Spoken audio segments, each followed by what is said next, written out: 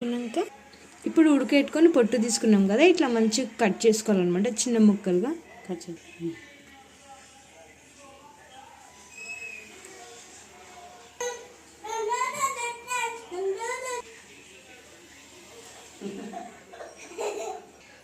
ఇప్పుడు ఇట్లా మనం ముక్కలు కట్ చేసుకున్నాం కదా, దీనిపైన మిరియాల పొడి, ఉప్పు వేసుకోవాలి.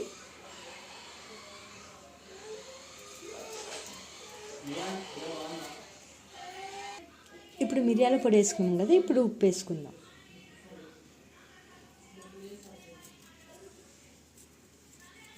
కొంచెం వేసుకోవాలి ఉప్పు కూడా, ఎక్కువ వేసుకుంటే ఉప్పు ఇష్టమైతే తినలేము.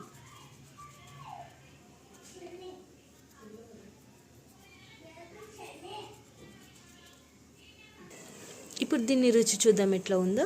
డాడీ తీసుకో.